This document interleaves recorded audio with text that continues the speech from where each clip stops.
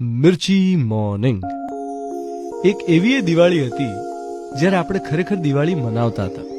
એક એવી દિવાળી હતી જ્યારે ફટાકડા અપાવે ને પપ્પા તો દુનિયાનો સૌથી કિંમતી ખજાનો મળી ગયો હોય ને એવું લાગતું. અને ફટાકડા વિચારી વિચારીને વાપરતા. ફટાકડાનું રેશનિંગ થતું. એક બોક્સમાં 10 કોઠી હોય તો 2 કોઠી ધનતેરસ પર, એક કાળી ચૌદસ પર, 5 દિવાળીએ, 2 બેસતા વર્ષની સવારે અને 1 ભાઈ બીજે, એમ કરકસરથી ફટાકડા ફોડતા. અને લૂમમાંથી એક ટેટો છૂટો પાડી પાડીને ફોડતા. એક ટીકડીની ડબ્બી આખો દિવસ ચાલતી. ટીકડીને રોલ ને પિસ્તોલ મળે એટલે તમે પોતાની જાતને બચ્ચન સમજવા લાગતા.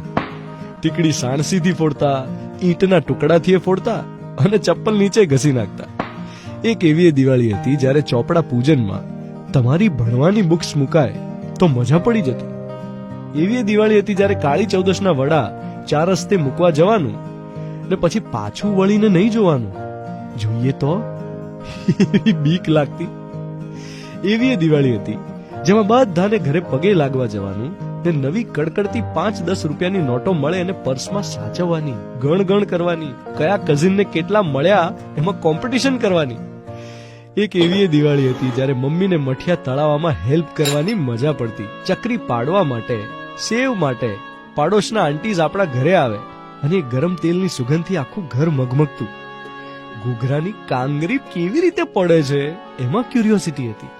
એક એવી દિવાળી હતી જ્યારે બધા બહારગામ નહોતા જતા રહેતા.